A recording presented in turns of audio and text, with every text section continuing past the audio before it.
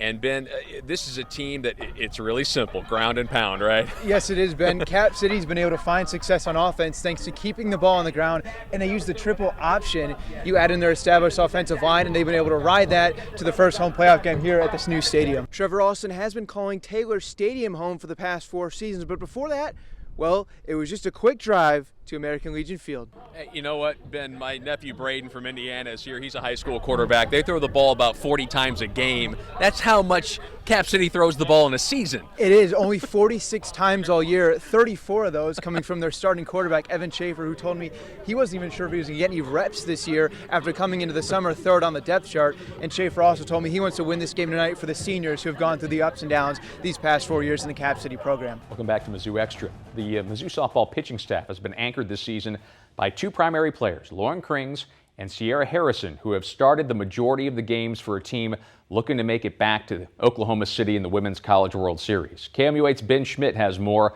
on those 2 Tiger frontline starters.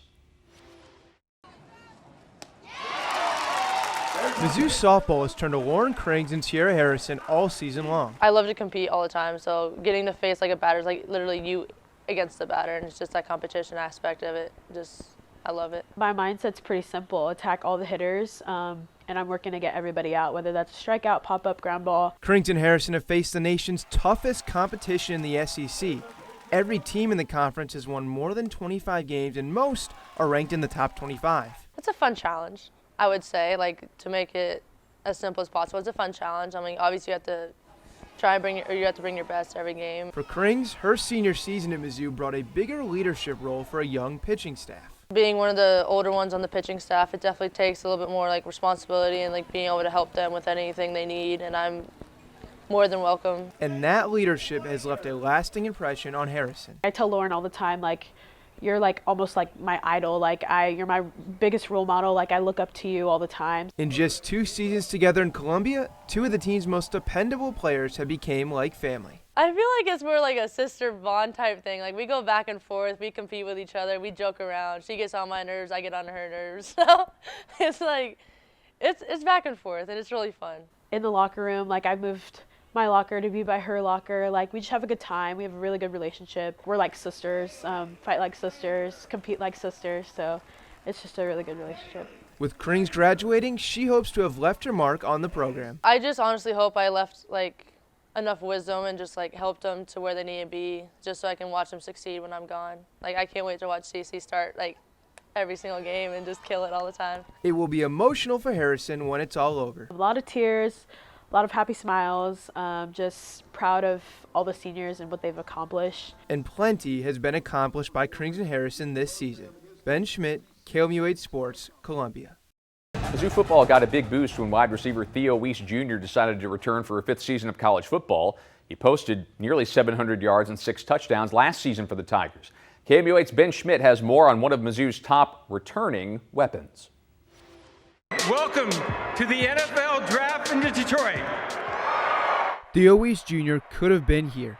He could have spent the past 2 months preparing to hear those words, but he decided he'd rather stay in Columbia. It wasn't really that hard, just because of the relationships that I made since I've been here. So that made it real easy. I knew a long time ago, way before y'all knew. So yeah, I had my mind made up pretty soon. Yeah. He really pushed our offense last year and made a huge contribution, and just super excited, was pumped when I heard the news, right, that he was coming back. An 11-win season, including a Cotton Bowl victory, helped make Weiss's decision a whole lot easier. Being a part of that team last year and knowing like how much better we can be, even with the success we had last season. So yeah, it really wasn't that hard of a decision. But Weiss wants to move forward. You know, last year is last year. You can't win no games based off what we did last year. So we just come in with the same mindset, and you know, nobody cares about Mizzou, and we're going to keep it that way, and we're just going to keep our head down and keep working. Year 2 in Columbia could also include a larger leadership role. I just think Theo, you talk about on the field production, off the field production, some of the things that Cody did as well from a leadership perspective. Just being more vocal, trying to take that next step just to keep the receiver room and the whole offense to keep improving. Weiss's quarterback took notice of the expanded role in spring camp. I think Theo Weiss is going to be, my right-hand man on offense. He's stepping up vocally, Obviously, he's been around college football for a while. He's a vet, so he's been really impressive. Another season in the same offense is a plus for Weiss. That chemistry is kind of like already built, so it's not like we got training wheels on anymore. It's like we just, they letting us free and just go. Cook recognized the novelty of the situation. Obviously, it's nice when you return your whole receiving core. I think that's probably pretty rare in college football, and on any team, to be honest. So to be able to return that chemistry and not miss a beat, moving from the season to spring ball is huge. Weiss is only part of a hungry group of pass catchers entering the 2024 season. Nobody's satisfied in the room. Nobody has entitlement or anything like that. We all know we can get better, and we all push each other to keep getting better. The Tigers' wide receiver room getting even better next season could help lead them to the college football playoff. Ben Schmidt, KOMU 8 Sports, Columbia. Mizzou baseball looked to bounce back from last night's Game 1 loss to South Carolina today. Good news for the Tigers coming in. Mizzou was 7-2 in its last 9 home games against the Gamecocks. However, some trouble for the Tigers early. Starting pitcher Javen Pimentel would leave during the first inning with an apparent injury. That didn't slow down the Mizzou offense, though. Up 2-0 with the bases loaded. Drew Culbertson beats the throw at first. 2-run score as Jackson Lovich is safe at the plate as well. Now 5-0 in the fourth. Lovich smokes a 2 RBI triple off the center field wall. That's going to extend the Tigers' lead to 7 runs, and Mizzou goes on to win it 8-3. Rubber match of the series is tomorrow. The last 2 weekends in Columbia have not been kind to the Florida Gators. First, it was Mizzou baseball's sweep last weekend, and then on the softball side, Tigers had a chance to break out the brooms themselves as they look to grab their 3rd straight win over Florida this afternoon.